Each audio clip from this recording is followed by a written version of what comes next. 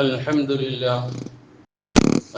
لله نحمده ونستعينه ونؤمن به ونتوكل عليه ونعوذ بالله من شرور أنفسنا ومن سيئات أعمالنا من يهده الله فلا مضل له ومن يضلل فلا هادي له وأشهد أن لا إله إلا الله وحده لا شريك له وأشهد أن محمدا عبده ورسوله أرسله بالهدى ودين الحق ليظهره على الدين كله ولو كره المشركون اللهم صل على محمد وعلى آل محمد كما صليت على إبراهيم وعلى آل إبراهيم وبارك على محمد وعلى آل محمد كما باركت على إبراهيم وعلى آل إبراهيم إنك حميد مجيد أما بعد فإن خير الكلام كلام الله وخير الهدي هدي محمد صلى الله عليه وسلم وشر الأمور محدثاتها وكل محدثة بدعة وكل بدعة ضلالة وكل ضلالة في النار يا أيها الذين آمنوا اتقوا الله حق تقاته ولا تموتن إلا وأنتم مسلمون يا أيها الناس اتقوا ربكم الذي خلقكم من نفس واحدة وخلق منها زوجها وبث منهما رجالا كثيرا ونساء واتقوا الله الذي تساءلون به والأرحام إن الله كان عليكم رقيبا يا أيها الذين آمنوا اتقوا الله وقولوا قولا سديدا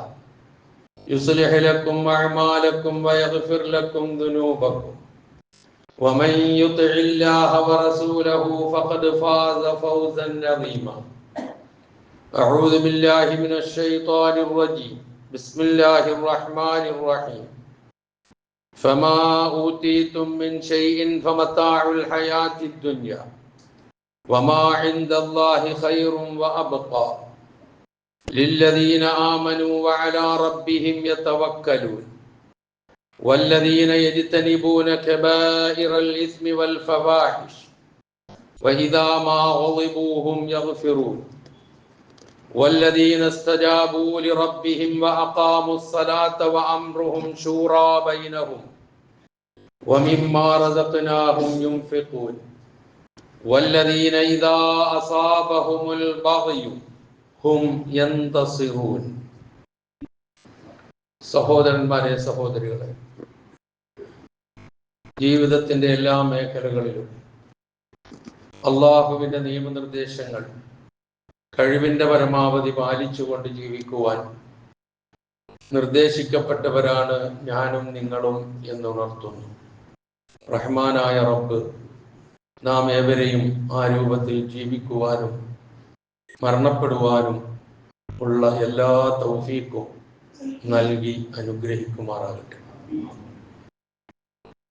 വിശുദ്ധ ഖുർആനിലെ 42-ാമത്തെ അധ്യായം അശ്ശൂറ, അതിലെ 36 മുതൽ 39 വരെയുള്ള വചനങ്ങളാണ് ഞാൻ ഓതി കേൾപ്പിച്ചത്. പരിശുദ്ധ ഖുർആനിലുടനീളം സത്യവിശ്വാസികളെ സംബന്ധിച്ചിടത്തോളം അവർക്ക് പരലോക ജീവിതത്തിൽ അള്ളാഹു ഒരുക്കി വെക്കുന്ന സൗഭാഗ്യങ്ങളെക്കുറിച്ചും ആ സൗഭാഗ്യങ്ങൾ നേടിയെടുക്കാൻ നാം പാലിക്കേണ്ട കാര്യങ്ങളെക്കുറിച്ചും ഒരുപാട് നമുക്ക് പറഞ്ഞു തന്നിട്ടുണ്ട് പല വചനങ്ങളിലൂടെ. അങ്ങനെ പറഞ്ഞു തന്ന വചനങ്ങളിൽ പെട്ടതാണ് ഈ വചനങ്ങൾ. ഈ വചനങ്ങൾ നമ്മളോട് പറയുന്ന കാര്യം നാം പരിശോധിച്ചു നോക്കിയാൽ നമ്മുടെ ജീവിതത്തിൻ്റെ എല്ലാ രംഗങ്ങളിലേക്കും കടന്നു ചെല്ലുന്ന നിർദ്ദേശങ്ങളായി, ഗുണങ്ങളായി, സവിശേഷതകളായി നമുക്കതിനെ മനസ്സിലാക്കാൻ കഴിയും.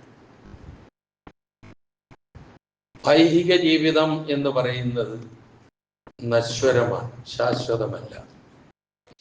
നശ്വരമായ ഈ ലോകത്ത് നിന്ന് ശാശ്വതമായ ജീവിതത്തിലേക്ക് വേണ്ടത് സമാഹരിക്കുക എന്നുള്ളതാണ് ബുദ്ധിയുള്ള ഒരു വിശ്വാസിയുടെ ബാധ്യത. അതാണ് ഈ വചനങ്ങളുടെ ഏറ്റവും ആദ്യ ഭാഗം അള്ളാഹു ചൂണ്ടിക്കാണിക്കുന്നത്. ഫമാ ഊതീതും മിൻ ശൈഇൻ ഫമതാഉൽ ഹയാത്തിദ് ദുനിയ. നിങ്ങൾക്ക് ഈ ലോകത്ത് എന്തൊന്ന് നൽകപ്പെട്ടിട്ടുണ്ടോ അത് ഈ ഐഹിക ജീവിതത്തിലെ താൽക്കാലിക വിഭവങ്ങൾ മാത്രമാണ്. വമാ ഇൻദല്ലാഹി ഖൈറും വഅബ്ഖ. അള്ളാഹുവിൻ്റെ അടുക്കലുള്ളത് എന്താണോ അതാണ് ഏറ്റവും ഉത്കൃഷ്ടമായതും എന്നെന്നും നിലനിൽക്കുന്നതും അവശേഷിക്കുന്നതും. അതാർക്കാണ് ലഭിക്കുക? ഏതാണ്ട് ഒരു 9ഓളം ഗുണങ്ങളാണ് നാം ശ്രദ്ധിക്കേണ്ട ഗുണങ്ങളായി ആ വചനങ്ങൾ തുടർന്ന് പറയുന്നത്. ലില്ലദീന ആമനു, ആദ്യം തന്നെ വിശ്വാസമാണ്, വിശ്വസിച്ചവർക്കാണ് അത് ലഭിക്കുക. വഅലാ റബ്ബിഹിം യതവക്കലൂൻ, ആ വിശ്വാസത്തിന്റെ അടിസ്ഥാനത്തിൽ ജീവിതത്തിൽ വരുന്ന ഒരു വലിയ കാഴ്ചപ്പാടാണ് തവക്കുൽ എന്ന് പറയുന്നത്. അള്ളാഹുവിൽ ഭരമേൽപ്പിക്കുക, അവിടെ രക്ഷിതാവിൽ തവക്കുൽ ചെയ്യുക എന്നുള്ളത് അത് രണ്ടാമത്തെ. വല്ലദീന യജ്തനിബൂന കബായിറൽ ഇസ്മി വൽ ഫവാഹിഷ്, മഹാപാപങ്ങളും നീചവൃത്തികളും ഒഴിവാക്കിക്കൊണ്ട് അതിൽ നിന്ന് അകന്നുകൊണ്ട് ജീവിക്കുന്ന, അത് വർദ്ധിച്ചുകൊണ്ട് ജീവിക്കുന്നവർ, അതാണ് അടുത്ത സ്വഭാവം പറയുന്നത്. വഇദാ മാ ഉളിബൂഹും യഗ്ഫിറൂൻ, അവർക്ക് കോപം വന്നാൽ പോലും അവർ പുറത്തു കൊടുക്കുന്നവരായിരിക്കും, അടുത്ത സ്വഭാവം അതാണ്. വല്ലദീന ഇസ്തജാബൂ ലിറബ്ബിഹിം, തങ്ങളുടെ രക്ഷിതാവിന്റെ ആഹ്വാനങ്ങൾക്ക് ചെവി കൊടുക്കുന്നവരായിരിക്കും അവർ. വഅഖാമുസ്സലാത്ത, നമസ്കാരം കുറ്റമറ്റ നിലയിൽ മുറപ്രകാരം അനുഷ്ഠിക്കുകയും ചെയ്യും. വഅംറുഹും ശൂറാ ബൈനഹും, അവരുടെ ഇടയിലുള്ള കാര്യങ്ങൾ അവർ തീരുമാനിക്കുന്നത് കൂടിയാലോചനയോടുകൂടിയായിരിക്കും. വമിമ്മാ റസഖ്നാഹും യുൻഫിഖൂൻ, അവർക്ക് നാം നൽകിയതിൽ നിന്ന് ചെലവ് ചെയ്യുന്നവരായിരിക്കും. വല്ലദീന ഇദാ അസാബഹുമുൽ ബഗ്യു ഹും യന്തസിറൂൻ, എന്തെങ്കിലും അതിക്രമത്തിനോ മർദ്ദനത്തിനോ ഉപദ്രവത്തിനോ വിധേയരായാൽ സ്വയം രക്ഷാ നടപടികൾ കൈക്കൊള്ളുന്നവരുമായിരിക്കും അവർ. ഇതാണ് ഈ വചനങ്ങളുടെ സാരം. ഏതാണ്ട് 9ഓളം സ്വഭാവങ്ങൾ ഉണ്ട് എന്ന് ഞാൻ സൂചിപ്പിച്ചു. 1 ഈമാനാണ്, 2 തവക്കുലാണ്, 3 പാപങ്ങളിൽ നിന്നും മ്ലേച്ഛമായ കാര്യങ്ങളിൽ നിന്നും പൂർണ്ണമായും അകന്നു നിൽക്കലാണ്, 4-മത്തത് കോപം നിയന്ത്രിക്കലും പുറത്തു കൊടുക്കലും വിട്ടുവീഴ്ച ചെയ്യലുമാണ്, 5 റബ്ബിന്റെ നിർദ്ദേശങ്ങൾ ശിരസാവഹിച്ചുകൊണ്ട് ജീവിക്കലാണ്, 6 നമസ്കാരത്തിൽ കൃത്യനിഷ്ഠ പാലിക്കുക എന്നുള്ളതാണ്, 7 കൂടിയാലോചന മനോഭാവം ഉള്ളവരായിരിക്കണം എന്നതാണ്, 8 അള്ളാഹുവിന്റെ തൃപ്തിക്ക് വേണ്ടി അവൻ തന്ന ധനം ചെലവഴിക്കുക എന്നുള്ളതാണ്, 9 അതിക്രമം നേരിട്ടാൽ സ്വയം പീഡനങ്ങളും ദുരിതങ്ങളും അഭിമുഖീകരിക്കേണ്ടി വന്നാൽ കയ്യും കെട്ടിയിരിക്കലല്ല, മറിച്ച് രക്ഷാ നടപടികൾ സ്വീകരിക്കലും അതിജയിക്കലുമാണ് വേണ്ടത്. അപ്പം ഒരു വ്യക്തിയെ സംബന്ധിച്ചിടത്തോളം അവന്റെ വിശ്വാസം മുതൽ ജീവിതവുമായി ബന്ധപ്പെടുന്ന ഒരു രംഗവും ഒഴിവാക്കപ്പെടാത്ത കാര്യങ്ങളാണ് ഇവിടെ പരാമർശിച്ചിട്ടുള്ളത്. എത്രത്തോളം ഒരു സമൂഹത്തിൽ ജീവിക്കുമ്പോൾ എന്തെങ്കിലും കയ്യേറ്റങ്ങളോ വിഷമതകളോ പീഡനങ്ങളോ ഒക്കെ നേരിട്ടാൽ, അഭിമുഖീകരിക്കേണ്ടി വന്നാൽ അതിന് വേണ്ട രക്ഷാമാർഗം സ്വീകരിക്കുന്നത് വരെ പരാമർശിച്ചിട്ടുണ്ട് എന്ന് സാരം. ഇപ്പൊ എല്ലാ രംഗത്തേക്കും കടന്നു പോകുന്ന 9ഓളം കാര്യങ്ങളാണ് ഇവിടെ പരാമർശിച്ചത്. ഇതിൽ എല്ലാ കാര്യവും ഓരോന്നും വിശകലനം ചെയ്യപ്പെടേണ്ടതാണ്. ആദ്യമായി ഞാനും നിങ്ങളും ഈ വചനങ്ങൾ മനസ്സിലാക്കുമ്പോൾ, വിശകലനം ചെയ്യുമ്പോൾ ഇതൊക്കെ നമ്മിലുണ്ടോ എന്നൊരു പരിശോധനയാണ് ആദ്യം ഉണ്ടാകേണ്ടത്. എങ്കിൽ അല്ലാഹു സുബ്ഹാനഹു വ തആല പറഞ്ഞ ആ സ്വർഗം, ആ സൗഭാഗ്യം, അതിനർഹരാകാൻ കഴിയും എന്നുള്ളതാണ് ഇതിൻ്റെ ആകത്തുക എന്ന് നാം തിരിച്ചറിയുക. ഇതിൽ ഒരൊറ്റ ഗുണം മാത്രമാണ് ഒരല്പസമയം വിശകലനം ചെയ്യാൻ ആഗ്രഹിക്കുന്നത്. അത് ഇതിൽ പറഞ്ഞ 7ാമത്തെ ഗുണമാണ്. അത് ശൂറയാണ്. ശൂറ എന്ന് പറഞ്ഞാൽ കൂടിയാലോചനയാണ്, ഗൂഢാലോചനയല്ല എന്നുള്ള തിരിച്ചറിവ് നമുക്കുണ്ടാകണം. ആ ഗുണം അള്ളാഹു എടുത്തു പറഞ്ഞത് ഓർക്കണം. നമ്മൾ വിശ്വാസം മുതൽ നമ്മുടെ ജീവിതവുമായി ബന്ധപ്പെടുന്ന എല്ലാ രംഗങ്ങളെയും പരാമർശിച്ചപ്പോൾ ഒഴിവാക്കാതെ എടുത്തു പറഞ്ഞ ഒരു സ്വഭാവമാണ് കൂടിയാലോചന. വ അംറുഹും ശൂറാ ബൈനഹും. ശൂറ എന്നുള്ള വാക്ക് സാധാരണയായി നമുക്ക് സുപരിചിതമായ വാക്കാണ്. ഏതെങ്കിലും കാര്യങ്ങൾ അത് കൂടിയാലോചിച്ച് ചെയ്യുക എന്നുള്ളതാണ്. ആരോടും ഒന്നും കൂടിയാലോചിക്കാതെ സ്വന്തം തീരുമാനം അനുസരിച്ച് കാര്യങ്ങൾ നടപ്പിൽ വരുത്താൻ ശ്രമിക്കരുത് എന്നുള്ളതാണ് മൊത്തത്തിൽ ആ വചനം വിശകലനം ചെയ്യുമ്പോൾ നമുക്ക് കിട്ടുന്ന ഒരു സന്ദേശം. പ്രവാചക തിരുമേനി സല്ലല്ലാഹു അലൈഹി വസല്ലമയെ അനുധാവനം ചെയ്യുന്ന ഏതൊരു വിശ്വാസിയിലും ഉണ്ടാകേണ്ട ഒരു പ്രധാനപ്പെട്ട ഗുണമാണ് ഈ പറയുന്ന ശൂറ. നബി സല്ലല്ലാഹു അലൈഹി വസല്ലമ കൃത്യമായി അത് പാലിച്ചു. പ്രവാചകന് വഹി ലഭിക്കുന്ന ആയിരുന്നു എന്ന് നമുക്കറിയാലോ. അതിലൂടെയാണല്ലോ എല്ലാം നമുക്ക് പഠിപ്പിച്ചു തന്നിട്ടുള്ളത്. ആ വഹി ലഭിക്കുന്ന പ്രവാചകനോട് പോലും അള്ളാഹുവിന്റെ നിർദ്ദേശം വശാവിറുഹും ഫിൽ അംരി ഫഇദാ അസംത ഫതവക്കൽ അലല്ലാഹ് ഇന്നല്ലാഹ യുഹിബ്ബുൽ മുതവക്കിലീൻ. സൂറ ആലെ ഇംറാനിലെ 159ാമത്തെ വചനമാണ്. ഇത്തിരി ദൈർഘ്യമുള്ള കുറെ കാര്യങ്ങൾ അതിൽ പരാമർശിക്കുന്നതിന്റെ ഇടയിൽ പറഞ്ഞതാണ്. ഫഇദാ വശാവിറുഹും ഫിൽ അംരി. പ്രവാചകനോട് നേരിട്ട് പറയാണ്, കാര്യങ്ങൾ അവരോട് നീ മുശാവറ ചെയ്യണം, നീ കൂടിയാലോചിക്കണം. എന്നിട്ട് നീ ഒരു തീരുമാനത്തിലെത്തിയാൽ നീ അള്ളാഹുവിൽ തവക്കുൽ ചെയ്യണം. എന്നിട്ട് അത് നടപ്പിൽ വരുത്തണം. നടപ്പിൽ വരുത്തിക്കൊണ്ട് അള്ളാഹുവിൽ തവക്കുൽ ചെയ്യണം. കാരണം അങ്ങനെ തവക്കുൽ ചെയ്യുന്നവരെ അള്ളാഹുവിന് ഇഷ്ടമാണ്. ഇത് അക്ഷരം പ്രതി നബി സല്ലല്ലാഹു അലൈഹി വസല്ലമ ഓരോ കാര്യവും കാണിച്ചു തന്നിട്ടുണ്ട്. ഇത് പ്രത്യേകിച്ചും കാണിച്ചു തന്നിട്ടുണ്ട്. തന്നെയുമല്ല, ഇപ്പൊ നമ്മൾ ഈ ഓതി വെച്ച വചനങ്ങൾ ഉൾക്കൊള്ളുന്ന സൂറത്തിന്റെ പേരെന്താണ്? അശൂറ എന്നാണ്. അപ്പൊ വിശുദ്ധ ഖുർആനിലെ ഒരു അധ്യായത്തിന്റെ പേര് തന്നെ ഈ മഹത്തായ സ്വഭാവ ഗുണത്തെക്കുറിച്ച് പരാമർശിക്കാൻ വേണ്ടി, ഓർമ്മിപ്പിക്കാൻ വേണ്ടി കൊടുത്തിട്ടുണ്ട് എങ്കിൽ നമ്മളുടെയൊക്കെ ജീവിതത്തിൽ എത്രമാത്രം അത് ശ്രദ്ധിക്കേണ്ടതുണ്ട് എന്ന് നമ്മൾ ആലോചിച്ചു നോക്കുക. നബി സല്ലല്ലാഹു അലൈഹി വസല്ലമ വഹി ലഭിക്കുന്ന ആളാണ് എന്ന് നമുക്കറിയാം. അങ്ങനെയാണല്ലോ പ്രവാചകനാവുകയുള്ളൂ. ആ നബി സല്ലല്ലാഹു അലൈഹി വസല്ലമ പോലും പല കാര്യങ്ങളിലും തന്റെ സഹാബത്തിനോട് കൂടി ആലോചിച്ചതും ചിലപ്പോൾ പ്രവാചകൻ എടുത്ത തീരുമാനം തന്നെ സഹാബത്തിന്റെ അഭിപ്രായത്തെ മാനിച്ചുകൊണ്ട് പ്രവാചകൻ മാറ്റിവെച്ചതുമായ ഒരുപാട് സംഭവങ്ങൾ പ്രവാചകന്റെ ജീവിതത്തിൽ കാണാം. ഇവിടെ ഒരു കാര്യം പ്രത്യേകിച്ച് ഓർമ്മിപ്പിക്കേണ്ടതുണ്ട്, ഓർത്തിരിക്കേണ്ടതുണ്ട്. കാരണം വഹിയിലൂടെ അള്ളാഹു നൽകിയ മതപരമായ കാര്യങ്ങളിൽ ഒരു കൂടിയാലോചനയും ഉണ്ടാവില്ല. എന്നിട്ട് അത് ഏതെങ്കിലും രൂപത്തിൽ കൂടിയാലോചിച്ച് മാറ്റത്തിരുത്തലുകൾ വരുത്തുകയും ഉണ്ടാവില്ല, ഉണ്ടായിട്ടില്ല, ഉണ്ടാവുകയുമില്ല. മറിച്ച് ഒരു സമൂഹം എന്നുള്ള നിലയിൽ ജീവിച്ചു പോകുമ്പോൾ ഇടപഴകുന്ന പല രംഗങ്ങളും ഉണ്ടാകും. ആ രംഗങ്ങളിലൊക്കെ ശ്രദ്ധിക്കേണ്ട ഒരുപാട് കാര്യങ്ങളുണ്ട്. അതിൽ പ്രധാനമാണ് ഇത് എന്നാണ് ഈ പറഞ്ഞതിന്റെ സാരം.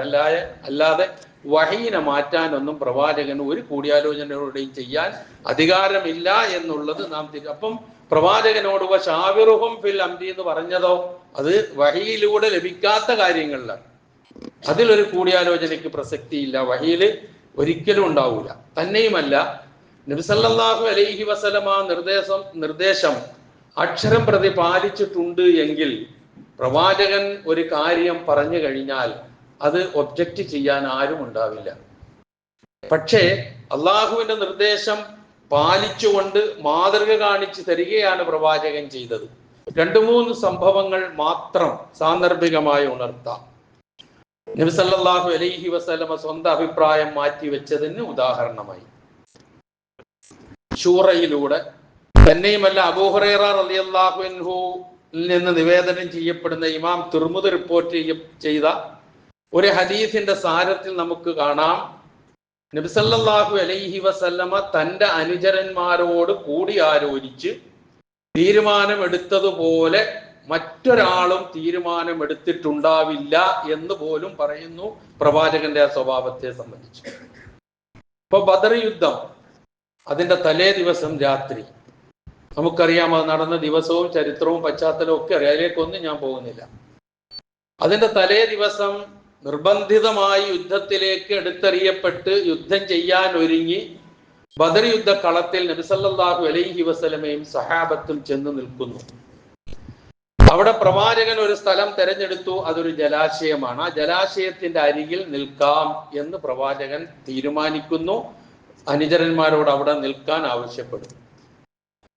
ഉടനെ ഖുബാബ് ബിൻ മുന്ദിർ എന്ന് പറയുന്ന ആ സ്ഥലത്തെ കുറിച്ച് നല്ല പരിചയമുള്ള അനുഭവ സമ്പത്തുള്ള ഒരു സഹാബി നബി സല്ലല്ലാഹു അലൈഹി വസല്ലമയോട് ചോദിച്ച ഒരു ചോദ്യമുണ്ട്: പ്രവാചകരെ, ഇത് ആകാശത്ത് നിന്നുള്ള നിർദ്ദേശമാണോ അതല്ല അങ്ങയുടെ സ്വന്തം അഭിപ്രായമാണോ? എന്ന് പറഞ്ഞാൽ വഹിയിലൂടെ പടച്ചവൻ നിർദ്ദേശിച്ചതാണെങ്കിൽ എനിക്ക് ഇനി ഒന്നും പറയാനില്ല, ഇവിടെ തന്നെ നിൽക്കാം. അതല്ല, അങ്ങയുടെ സ്വന്തം അഭിപ്രായം അനുസരിച്ചാണ് ഇവിടെ നിൽക്കുന്നത് എങ്കിൽ ഈ സ്ഥലം നമുക്ക് പറ്റില്ല, നമ്മൾ ഇവിടെ നിന്ന് മാറണം. പൂർണ്ണമായി നബി സല്ലല്ലാഹു അലൈഹി വസല്ലം അത് സ്വീകരിച്ചുകൊണ്ട് ഖുബാബ് ബിൻ മുന്ദിർ റളിയല്ലാഹു അൻഹു ചൂണ്ടിക്കാണിച്ചു കൊടുത്ത ആ സ്ഥലത്തേക്ക് മാറി നിൽക്കുകയും യുദ്ധം ചെയ്യുകയും ചെയ്തതായി നമുക്ക് ചരിത്രത്തിൽ വായിക്കാൻ കഴിയുന്നു. നോക്കുക നിങ്ങൾ, ഒരു പ്രവാചകനാണ്. അതാണ് വശാവിറുഹും ഫിൽ അംർ ഫഇദാ അസംത ഫതവക്കൽ അലല്ലാഹ് എന്നുള്ള ആ നിർദ്ദേശം പാലിച്ചതിന്റെ. അതുപോലെ തന്നെ ബദറിലെ നമുക്കറിയാം അവസാനം 70 പേർ വധിക്കപ്പെട്ടു, 70 പേർ ബന്ദികളായി പിടിക്കപ്പെട്ടു. ഈ ബന്ദികളായ ആൾക്കാരെ എന്ത് ചെയ്യണം? ഇന്ന് ബന്ദികളോട് കാണിക്കുന്ന മനോഭാവമൊക്കെ ലോകത്ത് നമ്മൾ കാണുന്നതാണ്, ഞാൻ അതിലേക്കൊന്നും കടന്നു പോകുന്നില്ല.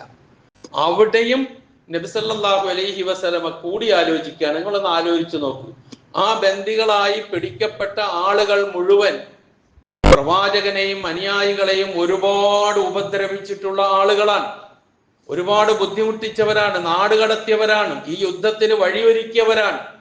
എങ്കിൽ ആരോടും ചോദിക്കാതെ മുഹമ്മദ് മുസ്തഫ റസൂൽ കരീം സല്ലല്ലാഹു അലൈഹി വസല്ലം ഒരു തീരുമാനമെടുത്ത് നടപ്പിൽ വരുത്താൻ പറഞ്ഞാൽ അനുചരന്മാരാരും അതിനെതിരെ നിൽക്കൂല. പക്ഷെ പ്രവാചകൻ അതിനും അഭിപ്രായം ചോദിക്കുകയാണ്. എന്താ ഈ ബന്ധനസ്ഥരെ നമ്മൾ ചെയ്യേണ്ടത്? വ്യത്യസ്തമായ 2 ധ്രുവങ്ങളിലുള്ള 2 അഭിപ്രായങ്ങളാണ് അവിടെ വന്നത്. മഹാനായ അബൂബക്കർ സിദ്ദീഖ് റളിയല്ലാഹു അൻഹു പറഞ്ഞു: അല്ലാഹുവിന്റെ ദൂതരെ, വല്ല മോചനദ്രവ്യവും വാങ്ങിയിട്ട് അവരെ മോചിപ്പിക്കാം, അതായിരിക്കും നല്ലത്. നബി സല്ലല്ലാഹു അലൈഹി വസല്ലമയ്ക്കും ആ അഭിപ്രായം തന്നെയായിരുന്നു മനസ്സിൽ. ഉമർ ഇബ്നുൽ ഖത്താബ് റളിയല്ലാഹു അൻഹു പറഞ്ഞു: പറ്റൂല, ഒരെണ്ണത്തിനെ വെറുതെ വിടാൻ പാടില്ല, എല്ലാത്തിനെയും കൊല്ലണമെന്ന് പറഞ്ഞു. ഒന്ന് ആലോചിച്ചു. ആ മനോഭാവം അതാണ്. ചെയ്തു പോകും, ആലോചിച്ചു പോകും, അത്ര അനുഭവിച്ചിട്ടുണ്ട് അവരൊക്കെ. ആ സ്വരത്തിൽ, ഗൗരവമുള്ള സ്വരത്തിൽ, വളരെ നിശ്ചയദാർഢ്യതയോടുകൂടിയാണ് റസൂലിന് അഭിപ്രായം ആരാഞ്ഞപ്പോൾ നടത്തിയപ്പോൾ പ്രകടിപ്പിച്ച അഭിപ്രായം അതായിരുന്നു. പക്ഷേ നബി സല്ലല്ലാഹു അലൈഹി വസല്ലമ അബൂബക്കർ സിദ്ദീഖ് റളിയല്ലാഹു അൻഹുവിന്റെ അഭിപ്രായത്തോട് യോജിച്ചു. ബന്ദികളെ മോചനദ്രവ്യം വാങ്ങി വിടാൻ തീരുമാനിച്ചു. അങ്ങനെ ചിലർക്ക് ചില മോചനദ്രവ്യമൊക്കെ നിശ്ചയിച്ചു. ആ നിശ്ചയിച്ച കൂട്ടത്തിൽ നബി സല്ലല്ലാഹു അലൈഹി വസല്ലമ ഇതൊന്നും കൊടുത്ത് രക്ഷപ്പെടാൻ കഴിവില്ലാത്ത ആൾക്കാരോട് പറഞ്ഞത്: നിങ്ങളെ മോചിപ്പിക്കാൻ നിങ്ങൾ ചെയ്യേണ്ടത് എൻ്റെ അനുയായികളിൽപ്പെട്ട ഒരു 10 ആൾക്ക് ഓരോരുത്തരും അറിവ് പകർന്നു കൊടുക്കുക, ഇൽമു പകർന്നു കൊടുക്കുക. എന്ത് ഇൽമായിരിക്കും അത്? ഖുർആനല്ലല്ലോ, ഹദീസല്ലല്ലോ അവരിൽ നിന്ന് കിട്ടുക. അപ്പം അറിവിനെ കുറിച്ചുള്ള ഇസ്ലാമിന്റെ കാഴ്ചപ്പാട് ഇതാണ്. എവിടുന്ന് ആര് പഠിപ്പിക്കുന്നു എന്നൊന്നും നോക്കേണ്ടതില്ല, അറിവ് ലഭിക്കുക എന്നുള്ളതാണ്. അറിവിന് നൽകിയ പ്രാധാന്യമാണ് ഒന്നത്. തന്റെ അനുചരന്മാർക്ക് അറിവ് പഠിപ്പിച്ചു കൊടുക്കാൻ വേണ്ടിയിട്ട് ബന്ധനസ്ഥരായ ആൾക്കാരെ അവരുടെ മോചനദ്രവ്യമായി നിശ്ചയിക്കുന്നു പ്രവാചക തിരുമേനി സല്ലല്ലാഹു അലൈഹി വസല്ലം. ഇന്നൊക്കെ ഇത് ചിന്തിക്കാൻ കഴിയുമോ നമുക്ക് ആർക്കെങ്കിലും? ഇന്ന് ബന്ദികളോട് കാണിക്കുന്ന കാര്യങ്ങളൊക്കെ എന്തൊക്കെയാണെന്ന് നമുക്കറിയാം. ഒരുപാട് ചർച്ച ചെയ്യുന്ന വിഷയം, അതിലേക്ക് ഞാൻ കടന്നു പോകുന്നില്ല. ഇവിടെയും നബി സല്ലല്ലാഹു അലൈഹി വസല്ലമ നടത്തിയ ഷൂറയും അതിന്റെ തീരുമാനങ്ങളും നമുക്ക് മനസ്സിലാക്കാം. അതാണ് വശാവിറുഹും ഫിൽ അംരി വഅംറുഹും ശൂറാ ബൈനഹും. ചെറിയ കാര്യമല്ല. ഇനി ഒരു സംഭവം കൂടി പറയാം. നബി സല്ലല്ലാഹു അലൈഹി വസല്ലമയുടെ ജീവിതത്തിൽ ഒരുപാട് ഉഹദ് യുദ്ധം, ബദർ കഴിഞ്ഞതിന് ശേഷം തൊട്ടടുത്ത വർഷം വരുന്ന യുദ്ധമാണ് ഉഹദ് യുദ്ധം. നമുക്കറിയാം ഒരുപാട് കഷ്ടതകൾ, പ്രയാസങ്ങൾ, ബുദ്ധിമുട്ടുകൾ അനുഭവിച്ച, പരാജയം ഏറ്റുവാങ്ങിയ ഒരു യുദ്ധമാണ് ഉഹദ് യുദ്ധം. അതിന് പല കാരണങ്ങളുണ്ട്, അതിന്റെ വിശദീകരണത്തിലേക്ക് പോകുന്നില്ല. ആ ഉഹദ് യുദ്ധത്തിന് വേണ്ടി ഖുറൈശികൾ ഒരുങ്ങിക്കഴിഞ്ഞിരിക്കുന്നു. കാരണം അവർ വലിയ രോഷത്തിലാണ്. ഒരിക്കലും വിചാരിക്കാത്ത തിരിച്ചടിയായിരുന്നു ബദർ യുദ്ധത്തിൽ അവർക്ക് കിട്ടിയത്. സർവസജ്ജീകരണത്തോടുകൂടി എത്തിയിട്ടും അവസാനം നിരായുധരായ എണ്ണത്തിൽ കുറവുള്ള മുഹമ്മദിന്റെ അനുയായികളോട് പരാജയപ്പെട്ട് അങ്ങേയറ്റം വിഷണ്ണരായി, അങ്ങേയറ്റം നിന്ദ്യരായി, നീചരായി, നാണം കെട്ടാണ് അവർ ബദറിൽ നിന്ന് മടങ്ങിയത്. ഇതറിയാം നമുക്ക്. അതിന് പ്രതികാരം ചെയ്യാനാണ് ഉഹദ് അവരുണ്ടാക്കുന്നത്. നിർബന്ധിതാവസ്ഥയിൽ റസൂലിനെ എതിർത്തേ പറ്റൂ. യുദ്ധം ആഗ്രഹിക്കുന്ന ആളല്ല പ്രവാചകൻ. അത് പറഞ്ഞിട്ടുമുണ്ട് നമ്മളോട്. ഒരിക്കലും ശത്രുവിനെ കണ്ടുമുട്ടാൻ നിങ്ങൾ ആഗ്രഹിക്കരുത്. പക്ഷേ നിങ്ങൾ കണ്ടുമുട്ടിക്കഴിഞ്ഞാൽ നിങ്ങൾ ചെയ്യേണ്ടത് നിങ്ങൾ ചെയ്യണം. അവിടെ നിങ്ങൾ പതറരുത്. അത് നിർദ്ദേശിച്ചിട്ടുള്ള കാര്യമാണ്. ഒരിക്കലും കണ്ടുമുട്ടാൻ കൊതിക്കരുത് എന്ന് റസൂല് പഠിപ്പിക്കുന്നുണ്ട്. പക്ഷെ ഇതൊക്കെ നിർബന്ധിതമായ അവസ്ഥയിലാണ് എന്ന് തിരിച്ചറിയണം നമ്മൾ. ഇസ്ലാമിന്റെ ശത്രുക്കൾ യുദ്ധവും വെട്ടിപ്പിടുത്തവുമാണ് ഇസ്ലാമിന്റെ വളർച്ചയ്ക്ക് കാരണം എന്ന് പറയുമ്പോൾ നെറ്റി ചുളിച്ച് നമ്മളും ആണോ എന്ന് ചിന്തിച്ചു പോവുകയും അതിശയിച്ചു പോവുകയും ചെയ്യുന്ന അവസ്ഥ നമുക്കൊക്കെ ഇപ്പോഴും ഉണ്ട്. ഇതൊന്നും നമുക്കും മാറിയിട്ടില്ല. മാറേണ്ടതാണ് അതൊക്കെ. അങ്ങനെയാണ് സംഭവിച്ചത്. അപ്പൊ നബി സല്ലല്ലാഹു അലൈഹി വസല്ലം വിവരം അറിഞ്ഞിട്ട് സഹാബികളോട് കൂടിയാലോചിച്ചു നമ്മൾ എന്തു വേണം. പ്രവാചകന്റെ അഭിപ്രായം നമ്മൾ മദീനയിൽ തന്നെ നിൽക്കുക, എന്നിട്ട് അവരിങ്ങോട്ട് വന്ന് നമ്മളെ ആക്രമിച്ചാൽ അവരെ നേരിടുക. ഇത് തന്നെയായിരുന്നു ബദർ യുദ്ധത്തിൽ പങ്കെടുത്ത് അന്ന് പലതും അനുഭവിച്ച സഹാബികളുടെ മനോഭാവം. അവരത് പറഞ്ഞു.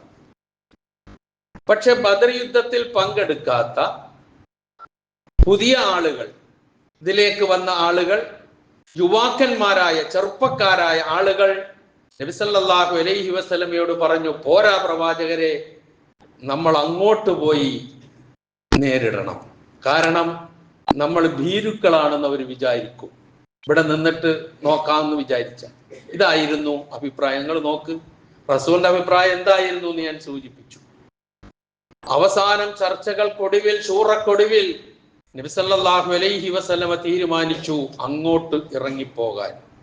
റസൂലിന്റെ അഭിപ്രായം പൂർണ്ണമായും മാറ്റിവെച്ചു. ഈ രണ്ടാമത് പറഞ്ഞ അങ്ങോട്ട് പോയി എതിരിടലാണ് വേണ്ടത് എന്ന ചെറുപ്പക്കാരുടെ അഭിപ്രായത്തോട് ഏറ്റവും കൂടുതൽ യോജിച്ചു ഹംസത്ത് ഇബ്നു അബ്ദുൽ മുത്തലിബ് റളിയല്ലാഹു അൻഹു. ഹംസ റളിയല്ലാഹു അൻഹു പറഞ്ഞു, റസൂലേ, നമുക്ക് അങ്ങോട്ട് പോകാം. ആ അഭിപ്രായത്തെ മാനിച്ചു, തന്റെ അഭിപ്രായം മാറ്റിവെച്ചു. ഇങ്ങനെയുള്ള എത്രയോ സംഭവങ്ങൾ. തന്റെ ഭാര്യയെ കുറിച്ച് അപവാദം പറഞ്ഞപ്പോൾ നബി സല്ലല്ലാഹു അലൈഹി വസല്ലം സഹാബത്തുമായി കൂടിയാലോചിച്ചത് ചരിത്രം നമുക്ക് വായിക്കാം. ഒരുപാട് വിഷമിച്ച സന്ദർഭമാണ് പ്രവാചകനത്. എന്നിട്ട് ആ കൂടിയാലോചനയിൽ ഓരോരുത്തരുടെ അഭിപ്രായ പ്രകടനങ്ങൾ നേരത്തെ സൂചിപ്പിച്ചതുപോലെ വ്യത്യസ്തങ്ങളായിരുന്നു. രണ്ട് ധ്രുവങ്ങളിലായിരുന്നു.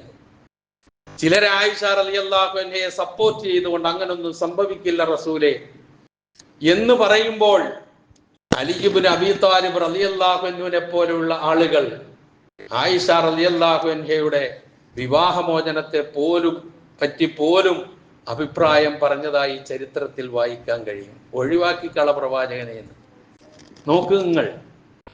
എന്നിട്ട് അവസാനം 40 ദിവസം പിന്നിട്ടതിന് ശേഷം വഹി വന്നിട്ടാണ് നബി സല്ലല്ലാഹു അലൈഹി വസല്ലം അതിന്റെ സത്യാവസ്ഥ ബോധ്യപ്പെടുത്തി തന്റെ അനുചരന്മാരോട് അറിയിച്ചു. ആയിഷ റളിയല്ലാഹു അൻഹയോട് നിരപരാധിത്വം ബോധിപ്പിച്ചു. ഇതൊക്കെ ചരിത്രം പറയുന്നു. ഞാനിത് സൂചിപ്പിച്ചത് അല്ലാഹു സുബ്ഹാനഹു വ തആലയുടെ വഹി ലഭിച്ചുകൊണ്ടിരുന്ന പ്രവാചകൻ തന്റെ ജീവിതകാലത്ത് ഓരോ സംഭവങ്ങൾ അഭിമുഖീകരിക്കേണ്ടി വന്നപ്പോൾ തന്റെ സന്തത സഹചാരികളോട് കൂടി ആലോചിച്ച് അവരുടെ അഭിപ്രായങ്ങൾക്കും അങ്ങേയറ്റം മാന്യത കൽപ്പിച്ചു. അവരെയും ചേർത്ത് പിടിച്ചു. അവരുടെ അഭിപ്രായങ്ങൾക്ക് മുൻഗണന നൽകി ചിലപ്പോൾ തൻ്റെ അഭിപ്രായങ്ങൾ തന്നെ മാറ്റിവെച്ചുകൊണ്ട് പോയി മാതൃക കാണിച്ചു തന്നിട്ടുണ്ട് എങ്കിൽ, ആ പ്രവാചകൻ എല്ലാ തലങ്ങളിലും വിജയിക്കാൻ സാധിച്ചിട്ടുണ്ട് എങ്കിൽ, പിന്നെ നമ്മൾ എന്തിനാണ് അന്തിച്ചു നിൽക്കേണ്ട ആവശ്യം?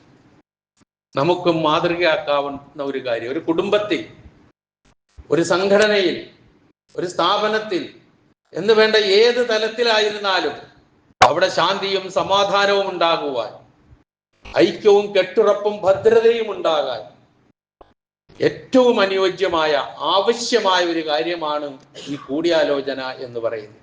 ഒരു ഹോസ്പിറ്റലാണെന്ന് വെക്കുക, ഒരു സ്കൂളാണെന്ന് വെക്കുക, ഒരു സ്ഥാപനമാണെന്ന് വെക്കുക. അത് എന്തിനാണ് ഡോക്ടർമാർ പരസ്പരം ഒരു രോഗിയെ സംബന്ധിച്ച് കൂടിയാലോചിച്ച് ആ രോഗിയെ ചികിത്സിക്കാൻ വേണ്ടി ശ്രമം നടത്തുന്നത്? ഒരു ഡോക്ടർക്ക് എന്തെങ്കിലും സ്വന്തം അഭിപ്രായം എടുത്ത് ചെയ്താൽ അറിഞ്ഞുകൂടാഞ്ഞിട്ടല്ലല്ലോ. പക്ഷെ അതിലൊക്കെ ഉണ്ട് ഒരു ഇതെന്താണ്, ഒരു മുതിർന്ന ഡോക്ടർ, മുതിർന്ന ഒരു ഡോക്ടർ ഉണ്ട് എങ്കിൽ ആ ഡോക്ടർ തൻ്റെ താഴേക്കിടയിലുള്ള തന്നേക്കാൾ പിന്നിൽ വന്ന ചെറുപ്പക്കാരായ ആളുകളോട് കൂടിയാലോചിച്ചാൽ ചിലപ്പോൾ വളരെ മുമ്പ് താൻ പഠിച്ചു വെച്ചതിനേക്കാൾ ഇന്ന് ഏറ്റവും കൂടുതൽ അപ്ലൈ ചെയ്യാൻ പറ്റുന്ന അഭിപ്രായം ആ ഡോക്ടറുടെ ഭാഗത്ത് നിന്ന് കിട്ടും. ഉറപ്പാണ് കാര്യം. അപ്പൊ അതൊരു കൂടിയാലോചന നമുക്ക് തിരിച്ചു നൽകുന്ന, അങ്ങനെ ശൂറയിൽ ഒരുപാട് ഗുണങ്ങളുണ്ട്. പ്രധാനമായി പറയപ്പെടുന്ന ഗുണങ്ങൾ, ഒന്ന്, ഒറ്റക്കെടുക്കുമ്പോൾ ഉണ്ടാകാവുന്ന തീരുമാനങ്ങളിൽ സംഭവിക്കാവുന്ന അബദ്ധങ്ങൾ കുറയും. കൂടിയാലോചന നൽകുന്ന ഒരു കാര്യം അതാണ്. മറ്റൊന്ന്, പലരുടെയും അഭിപ്രായങ്ങൾ ആരായുമ്പോൾ അവരുടെ ഭാഗത്ത് നിന്ന് നല്ല കാഴ്ചപ്പാടുകളും നല്ല അഭിപ്രായങ്ങളും ലഭ്യമാവും. ഒറ്റക്കെടുക്കുമ്പോൾ ആ ഒരാളുടെ മാത്രമേ തീരുമാനം ഉണ്ടാവുള്ളൂ. മറ്റേ അങ്ങനെ ഒരു മൂന്നാളുണ്ടെങ്കിൽ മൂന്നാളുടെ അഭിപ്രായം വന്നു, ആ മൂന്നാളുടെ അഭിപ്രായവും ഒന്ന് സ്വാംശീകരിച്ച് ഒരു നല്ല അഭിപ്രായത്തിലേക്ക് എത്തുക. ആ നല്ല അഭിപ്രായത്തിലേക്ക് എത്തുമ്പോൾ ഇപ്പൊ എല്ലാവരുടെ അഭിപ്രായവും കൂടി സ്വീകരിക്കാൻ കഴിഞ്ഞെന്ന് വരില്ല, നടപ്പിൽ വരുത്താനും കഴിഞ്ഞെന്ന് വരില്ല. നേരത്തെ സൂചിപ്പിച്ച പോലുള്ള അഭിപ്രായങ്ങൾ ഉണ്ടാവും. അപ്പൊ പിന്നെ എന്തേ, ഇതെല്ലാം കേട്ടതിന് ശേഷം നേതൃത്വം ഒരു തീരുമാനമെടുക്കും. ആ തീരുമാനത്തിന്റെ പിന്നിൽ എതിരഭിപ്രായം പറഞ്ഞവരും ഉറച്ചു നിൽക്കുമ്പോഴാണ് ഇതിന്റെ ഗുണമുണ്ടാവുക. അതല്ലെങ്കിൽ ഞാൻ പറഞ്ഞത് കേട്ടില്ല, അതുകൊണ്ട് ഇപ്പൊ തൽക്കാലം നിങ്ങളുടെ കൂടെ ഞാനില്ല, ഞാൻ വേറെ പണി നോക്കാം. ഇതാണ് പലപ്പോഴും അനൈക്യങ്ങളും ഛിദ്രതകളും ഭിന്നിപ്പൊക്കെ ഉണ്ടാകുന്ന അവസ്ഥ. അത് കുടുംബത്തിലുണ്ടാകും, മാതാപിതാക്കളും മക്കളും തമ്മിലുണ്ടാകും, ഭാര്യയും ഭർത്താവും തമ്മിലുണ്ടാകും. അപ്പൊ അവിടെ ഒക്കെ അതിൻ്റെതായ ഒരു രൂപം നമുക്ക് പഠിപ്പിച്ചു തന്നിട്ടുണ്ടെന്നാണ് പറഞ്ഞതിന്റെ അർത്ഥം. മറ്റൊന്ന്, മറ്റുള്ളവരെയും കൂടി പരിഗണിക്കുക എന്ന് പറയുന്നത് ഒരു ചെറിയ കാര്യമല്ല. പരിഗണന എന്ന് പറയുന്നത് ചേർത്ത് നിർത്തുന്ന ഒരു കാര്യം എല്ലാവരെയും. അതില്ലാതാകും സ്വന്തം അഭിപ്രായം അടിച്ചേൽപ്പിക്കാൻ ശ്രമിക്കുമ്പോൾ. മറ്റുള്ളവരെയും കൂടി പരിഗണിക്കുക എന്നുള്ളത് വരുമ്പോൾ എല്ലാവരുടെയും മനസ്സ് ശാന്തമാകും, സമാധാനമാകും. വേറൊന്ന്, ഇതിലൊക്കെ ഏറ്റവും ശ്രദ്ധേയമായ കാര്യം, ഒരാള് സ്വന്തമായ ഒരു കാര്യത്തിന് ഒരു ഒറ്റയ്ക്ക് തീരുമാനമെടുക്കുമ്പോൾ അത് ഞാൻ എന്നുള്ള ഭാവം അയാളുടെ മനസ്സിലേക്ക് വരും. അതിനാണ് അറബിയിൽ അനാനീയത്ത് എന്ന് പറയും. അതിന്റെ നേർക്ക് നേരെ മലയാളം പറഞ്ഞാൽ ജ്ഞാനീയത്ത് എന്ന് പറയുന്നത്, ഞാനെന്ന ഭാവം അതില്ലാതെയാവും. കാരണം ഇതെന്റെ സ്വന്തം അഭിപ്രായം മാത്രമല്ല, പലരുടെയും അഭിപ്രായങ്ങൾ ചേർന്ന് വന്നതാണ് എന്ന് വരും. അതുപോലെ ആഭ്യന്തര പ്രശ്നങ്ങൾ കുറയും. ശൂറയിലുള്ള കാര്യങ്ങൾ തീരുമാനിക്കുന്നതിലൂടെ വരുന്ന കാര്യങ്ങൾ, ആഭ്യന്തര പ്രശ്നങ്ങൾ കുറയും. ഐക്യവും കെട്ടുറപ്പും കൂടും. ഞാൻ നേരത്തെ പറഞ്ഞതുപോലെ നിർഭയത്വം ഉണ്ടാകും. ഇങ്ങനെ ഒരുപാട് ഗുണങ്ങൾ അത് വ്യക്തി ജീവിതത്തിലും കുടുംബ ജീവിതത്തിലും സമൂഹത്തിലും അതുപോലെ തന്നെ കച്ചവട സ്ഥാപനങ്ങളിലും എവിടെയാണോ നമ്മളുള്ളത് അവിടെയെല്ലാം അതിൻ്റെ മേന്മയുണ്ടാകും, അതിൻ്റെ അന്തസ്സും ആഭിജാത്യവും അഭിമാനവും ഉണ്ടാകും. ഇല്ലെങ്കിൽ എല്ലാം ഇതിന് നേരെ എതിര് വരും, തകരും, തരിപ്പണമാകും, ഛിദ്രമാകും, ഛിന്ന ഭിന്നമാകും. എത്ര ഗൗരവമുണ്ടെന്ന് നോക്കും. ഈ ഒരു ഗുണം ഇവിടെ ചിന്തിക്കേണ്ടതാ. ഈ ഒരു ഗുണം അല്ലാഹു സുബ്ഹാനഹു വ തആല എടുത്തു പറഞ്ഞത് പരലോകത്ത് സൗഭാഗ്യവാന്മാരായി വരുന്ന ആൾക്കാരുടെ സ്വഭാവങ്ങൾ എണ്ണിപ്പറഞ്ഞ കൂട്ടത്തിലാണ് എന്നുള്ളത് ഞാനും നിങ്ങളും മറക്കരുത്. ബാക്കിയെല്ലാം നമുക്കുണ്ടാകാൻ ചിലപ്പോൾ അതിൽ പറഞ്ഞ ബാക്കി 8 സംഗതികളും ഉണ്ടാവും. നിസ്കരിക്കുന്നുണ്ടാകും, ദാനധർമ്മങ്ങൾ ചെയ്യുന്നുണ്ടാകും, പടച്ചവന്റെ വിളിക്ക് ഉത്തരം ചെയ്യുന്നു. ഇങ്ങനെ അതിൽ പറഞ്ഞ് 9ഓളം കാര്യങ്ങൾ ഞാൻ എണ്ണി പറഞ്ഞല്ലോ. തവക്കുൽ ഉണ്ടാകും, ഇതൊക്കെ ഉണ്ടാകും. പക്ഷേ ഇതിന്റെ രംഗത്ത് വരുമ്പോൾ ഞാനാണ്, ഞാനല്ലാതെ വേറെ ആരുമില്ല. ആ മനോഭാവമാണ് സർവ അപകടങ്ങൾക്കും വഴിയൊരുക്കുന്നത് എന്ന് നാം മനസ്സിലാക്കുക. ഈ വിഷയമായി മഹാനായ അലി ഇബ്നു അബീ താലിബ് റളിയല്ലാഹു അൻഹുവിന്റെ ഒരു വാചകവും കൂടി ശ്രദ്ധേയമാണ്. അലി ഇബ്നു അബീ താലിബ് റളിയല്ലാഹു അൻഹു പറഞ്ഞു, അൽ മുശാവറത്തു ഹിസ്നുൻ മിനൻ നദാമ. മുശാവറ അല്ലെങ്കിൽ ശൂറ, കൂടിയാലോചന എന്ന് പറയുന്നത് ഖേദത്തിൽ നിന്ന് സുരക്ഷിതത്വം നൽകുന്നതാണ്. ഖേദിക്കേണ്ടി വരില്ല കൂടിയാലോചിച്ചൊരു കാര്യം ചെയ്താൽ. പിന്നെ സംഭവിക്കുന്നത് എങ്ങനെയാ? സ്വന്തം ഇഷ്ടം അനുസരിച്ച് ഒരു കാര്യം ചെയ്തു കഴിഞ്ഞതിന് ശേഷം അത് ശരിയല്ല എന്ന് ബോധ്യപ്പെട്ടാൽ തിരുത്താൻ പോലും നമ്മളാരും ഉണ്ടാവില്ല. കാരണം എന്താ? ഞാൻ എടുത്ത തീരുമാനം തിരുത്താൻ ഞാൻ തയ്യാറല്ല. ആ ഒരു അവസ്ഥയിലേക്ക് എത്തും. അപ്പൊ അതൊക്കെ അതാണ് ഹിസ്നുൻ മിനൻ നദാമ. അദ്ദേഹം പറഞ്ഞത് അംനുൻ അലൽ മലാമ, ആക്ഷേപങ്ങളിൽ നിന്നുള്ള ഒരു നിർഭയത്വമായിരിക്കും. ഉറപ്പല്ലേ? ചിന്തിച്ചു നോക്ക്. ആലോചിച്ചൊരു കാര്യം തീരുമാനിച്ച് എല്ലാവരുടെയും അഭിപ്രായം ആരാഞ്ഞൊരു തീരുമാനം പ്രഖ്യാപിച്ച് മുന്നോട്ട് പോകുമ്പോൾ ലഭിക്കുന്ന നിർഭയത്വവും സുരക്ഷിതത്വവും ശാന്തിയും സമാധാനവും സ്വന്തം ഇഷ്ടം അനുസരിച്ച് അടിച്ചേൽപ്പിക്കുന്ന ഒരു സംഗതിക്ക് ഒരിക്കലും കിട്ടൂല. ഇതാണ് ഇവിടെ പറഞ്ഞ അംറുഹും ശൂറാ ബൈനഹും. വലിയൊരു വിഷയമാണ്. അതാണ് ഞാൻ ആമുഖത്തിൽ പറഞ്ഞത്. കൂടിയാലോചനയാണ്, ഗൂഢാലോചനയല്ല. അതിന് പരിശുദ്ധ ഖുർആൻ നഖശിഖാന്തം എതിർക്കുന്ന ഒരു കാര്യമാണ്. പക്ഷെ പലപ്പോഴും സംഭവിക്കുന്നത് കൂടിയാലോചനയുടെ പേരിൽ ഗൂഢാലോചനയാണ് നടക്കാറുള്ളത്. അത് നമ്മൾ സൂക്ഷിക്കണം, കരുതിയിരിക്കണം. നമ്മൾ പ്രവാചകനെ അനുധാവനം ചെയ്യുന്നവരാകണം. ഈ പറഞ്ഞ സ്വഭാവ ഗുണങ്ങൾ ഈമാൻ മുതൽ സ്വന്തം നടപടികൾ, രക്ഷയ്ക്ക് വേണ്ടിയുള്ള നടപടികൾ സ്വീകരിക്കുന്നത് വരെ എണ്ണി പറഞ്ഞ ഈ 9 സ്വഭാവങ്ങളും നമ്മളുടെയൊക്കെ ജീവിതത്തിൽ ഉണ്ടാകണം എന്ന് നാം ആഗ്രഹിക്കണം. അതിനുവേണ്ടി പരിശ്രമിക്കണം. മലിക്കുൽ ജബ്ബാറായ അള്ളാഹു ഇത് ഉൾക്കൊണ്ടുകൊണ്ട് ജീവിച്ച് പരലോകത്തവന്റെ സൗഭാഗ്യം നേടുന്നവരുടെ കൂട്ടത്തിൽ എന്നെയും നിങ്ങളെയും ഉൾപ്പെടുത്തുമാറാകട്ടെ.